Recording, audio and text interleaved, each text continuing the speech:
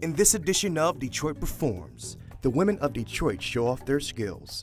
The women here are dynamic creatively, like the most creatively dynamic women I've ever met. An artist taps into his multicultural life to create. I was born in Zimbabwe, and my father started teaching art in high school, and he was my art teacher, and I guess I just followed the family business, become an artist. The man behind a superhero is revealed.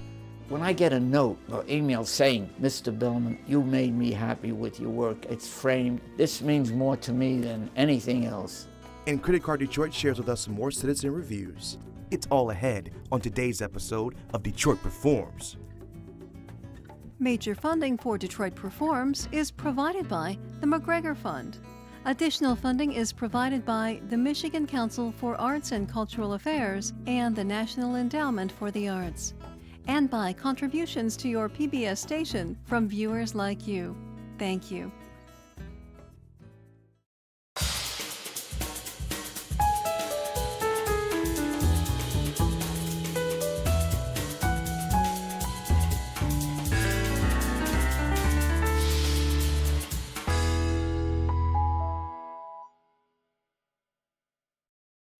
Hello and welcome to Detroit Performs. I am your host, DJ Oliver, and we're at the Bonstelle, my alma mater, Wayne State's other performance theater, along with the Hillberry. We're at this theater to demonstrate how everyone performs through their life, careers, their art. Our artists today perform with each piece of clay molded and character drawn, and well, we'll get to all of them throughout the show. First up, Detroit is a place that attracts a certain type of individual, someone that's both tough and independent. It's especially true for the women that have chosen to stake their claim in the city. Fearless, talented, and ambitious. Here are the women performing every day to shape Detroit's future in A Girl's Guide to Detroit. Detroit has plenty of really beautiful neighborhoods. They have a bunch of stuff that a lot of people don't really know about. Really cool stuff.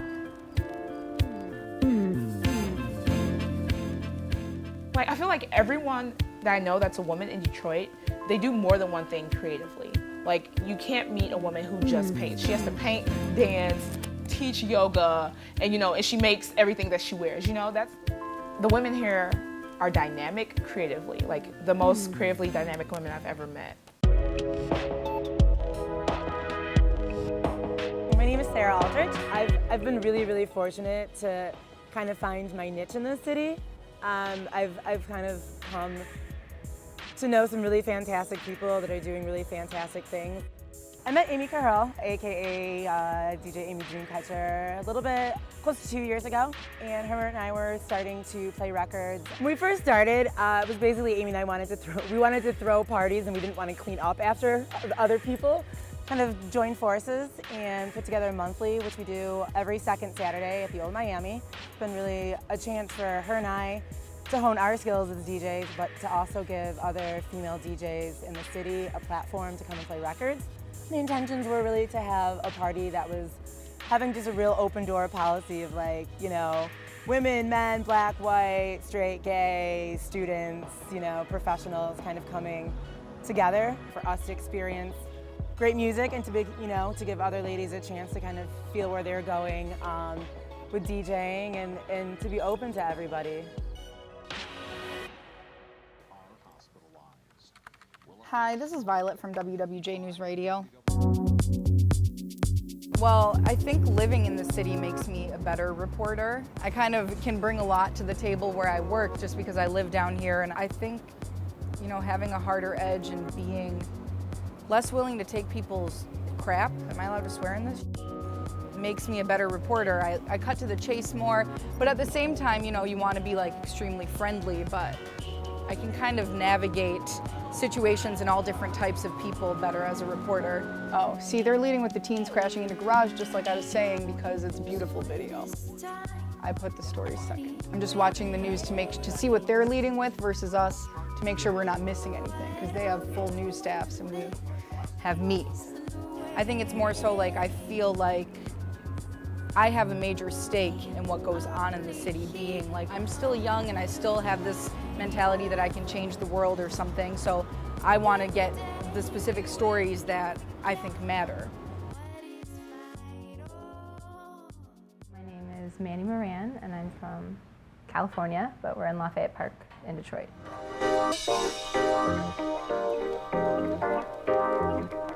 This is, I would say, one of my favorite places I've ever lived, easily. And when my sister from California recently visited, she was like, oh my goodness, you would be paying at least $2,500 in San Francisco or LA to live here. And I pay $560, everything except for electricity. Another reason why Detroit appealed to me is because I heard that it was one of the most interesting places to be a storyteller, because it's such a dramatic backdrop, what's happening here. I would say this climate is way less competitive than Los Angeles. And I think a lot of it has to do with the intimacy of the size. A small town in the comforting ways, but not in the like holding you back ways. And when there's less people, you tend to care about each other more, I think, and look out for each other more.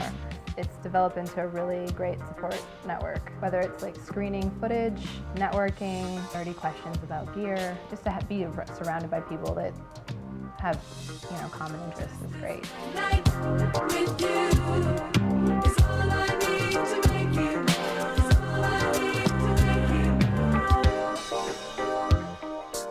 I am Brandy Keeler. I'm doing a lot of things today. I do full-time work for Team Detroit. I do marketing and branding for local musicians still, Jessica Caramore, Mike Ellison. Detroit City, Doc Illingsworth. I do marketing and branding for Detroit Bike and Brunch, which is a nonprofit health group that was started last year with a few friends. And we want to be different from the other biking groups in Detroit, where it's mostly not about biking, but it's mostly about healthy lifestyle choices and building healthy communities and healthier economy in Detroit. It's been really inspiring. There have been mothers who joined the group who haven't ridden their bikes in like 12 years, who now like carry their babies to work in tow on a bike. And there's a lot of movement happening in the city of Detroit right now. There are a lot of initiatives in place and a lot of groups in place to make Detroit a greater place to live and work and be. Gold thing. For like pictures, like see anything? No. So my name is Marisol Teachworth, and today we're celebrating the 20th year anniversary of Detroit Summer. Detroit Summer is a youth organization that has been re-spiriting the city of Detroit for 20 years. We're on the verge of an earth shift. Another Detroit is happening, energetic and ready to work, and they're proud of where they come from. One of the most beautiful things about Detroit is that the youth are coming together to say, if we want to see the change, we have to be the change. At first, there was a lot of, like with the young girls, there was a lot of competition. Why are you looking at me, or you don't know me? Just sort of this like, I don't trust you. Through working with Detroit Summer and other youth in the network, all of that has disappeared. Now it's like, oh, you're from the North End, you're from Earthworks, you're from Feed 'em Freedom, you're from 5E Gallery. Like naming your area or naming your garden, and instead of a sense of fear or competition, it's like, I love you, and I'm ready to work with you, let's go. I moved down to Detroit because it just had more to offer. My first master's is in public policy at University of Michigan. So basically local government, focusing on how to run it and urban planning. And I decided to do the dual program in Canada to get a master's in political science so that I could teach. In the Detroit area, it is interesting. I think that because you have to be more aware just in general in this area, women tend to watch out for each other a little bit more, and they tend to form closer bonds. A lot of strong women and a lot of strong women personalities reside in this area because they can. Here is where you come to make your own. And all these strong women are coming out and starting businesses and doing all this stuff and sticking together and watching out for each other. I feel like what I think about Detroit is contrary to what people see, because people think like of destruction. All I've seen is constant building, like from youth. Always seen people giving and helping and building and creating together. I can't imagine a place more open to the creative community, more open to helping, and I want to be here to reciprocate that creative vibe. It's amazing that there are so many strong females modeling a healthy lifestyle and healthy relationships for the next generation of females. I feel like everybody kind of has a fair chance here and starts on an even ground, and it's what you make of it, and it's how much time and energy and effort you put into it. Like the community of people here is incredibly supportive, And I've never found that in any other city I've lived in, not even close.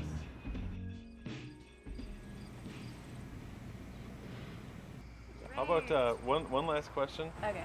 Do you like being a girl? Yeah. What?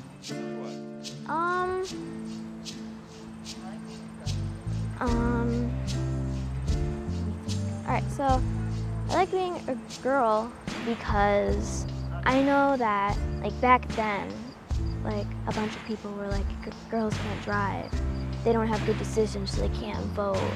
Or people say that, like, girls can't do this, and they're not good enough to do this, and they can't work, they can't play these certain games.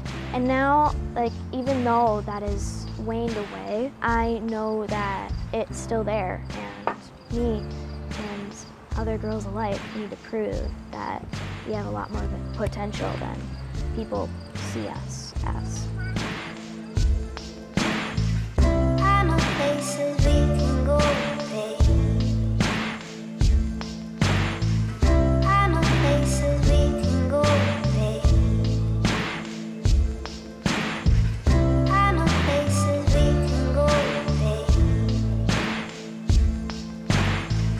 Coming home, come unfold, babe. You can learn more about A Girl's Guide to Detroit on DetroitPerforms.org. Chido Johnson was born and raised in Zimbabwe and is now living in Detroit, teaching at the Center for Creative Studies. Here he shows how he applies both cultures in his artwork. I was born in Zimbabwe.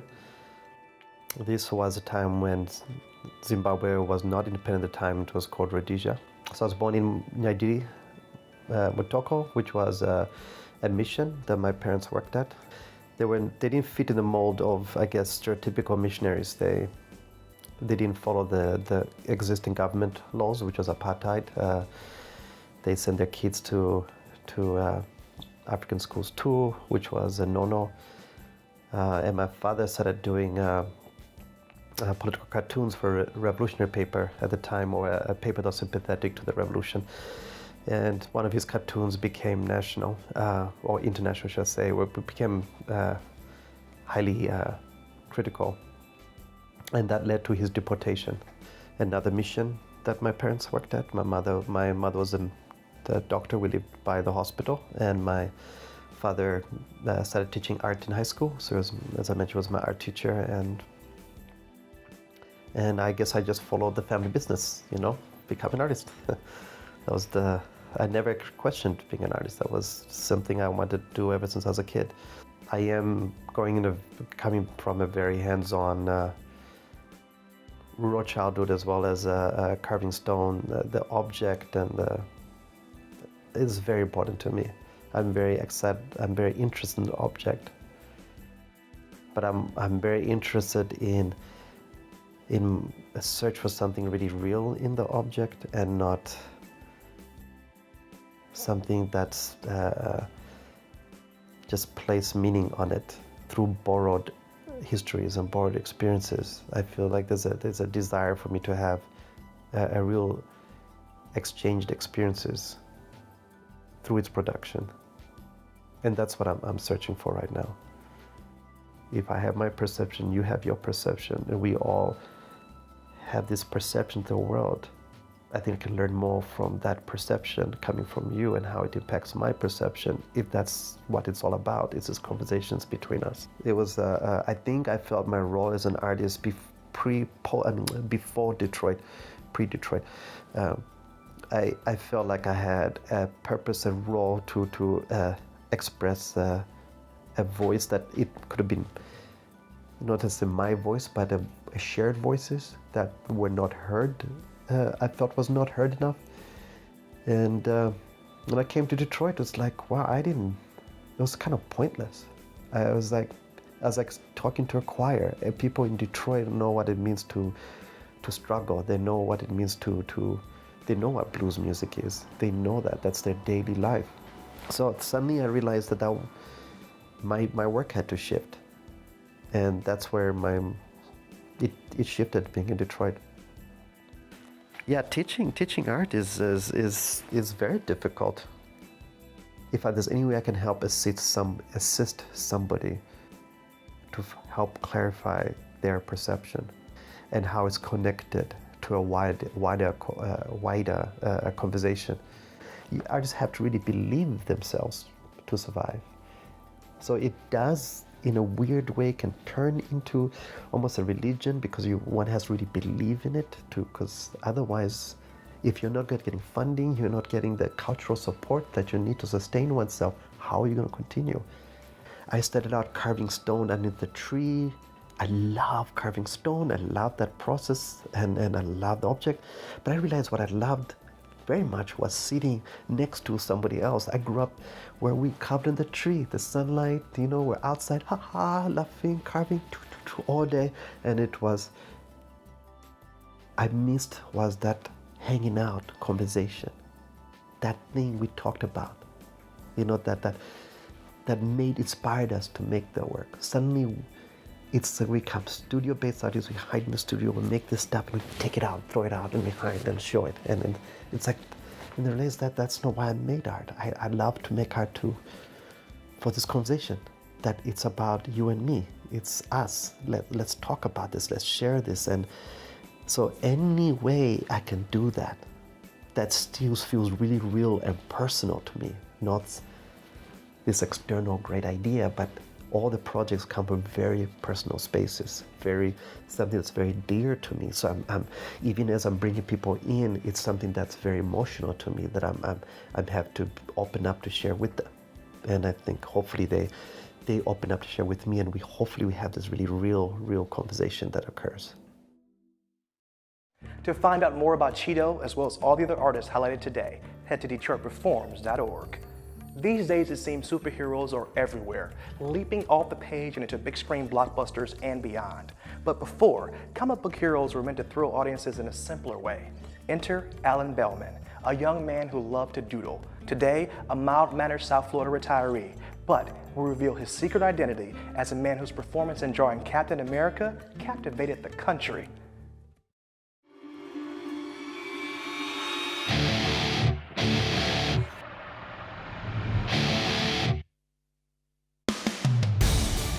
My name is Allen Bellman, and I worked for Timely Marvel Comics in 1942.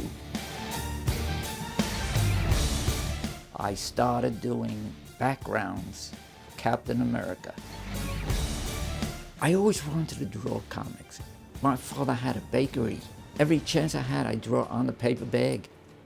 And I'd open a book and there was a white space in a hard-covered book. I'd draw in there.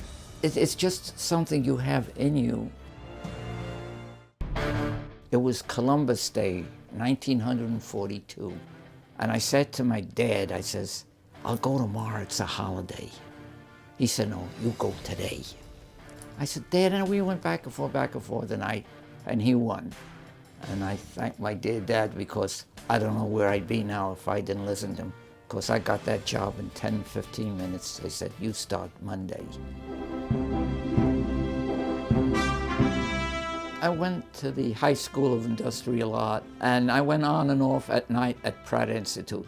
But actually, it was on the job that I got my training and the ability to improve, the opportunity to keep improving my work. And I always worked and strived to have a better job. I was never really ever happy, whatever I do, even now.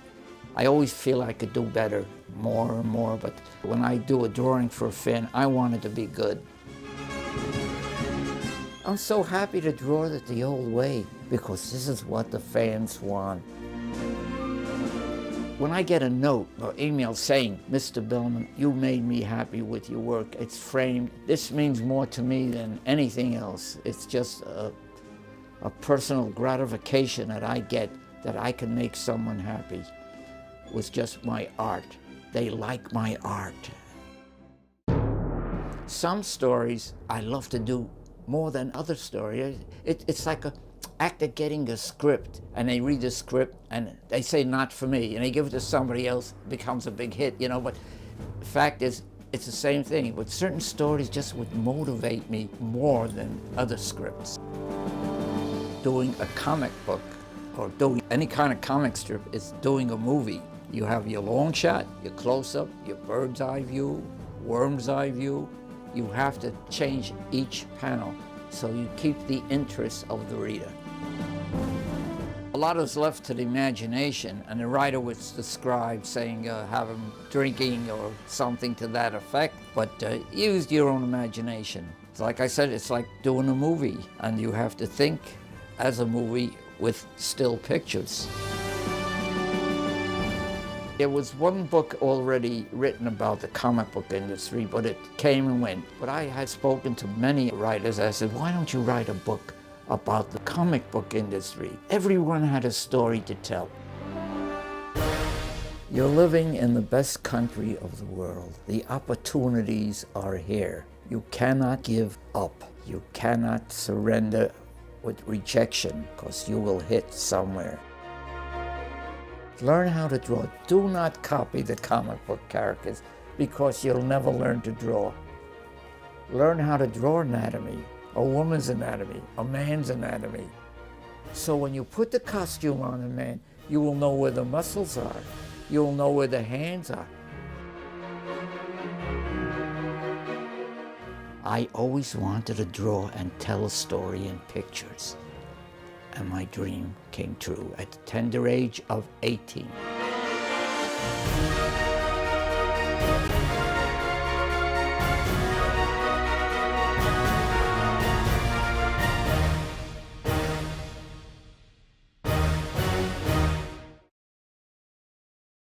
To find out more about Allen Bellman, head to DetroitPerforms.org.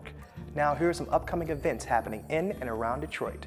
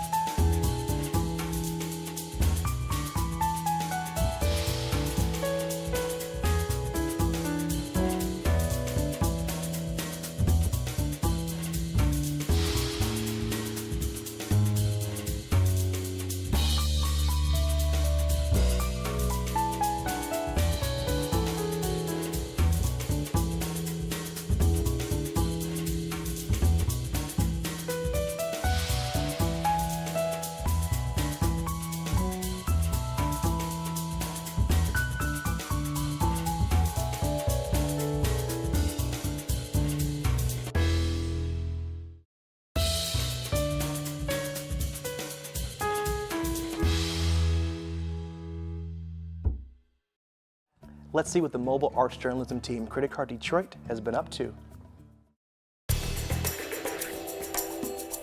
Hi, I'm Jim Leinbach, Hi, Camille. and this is our first time at Theater Bazaar. And We're excited to be here. We wanted to come and check out all the costumes and all the creativity.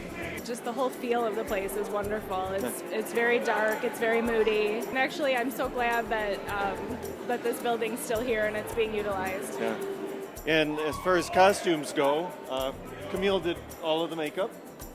And I love doing face painting.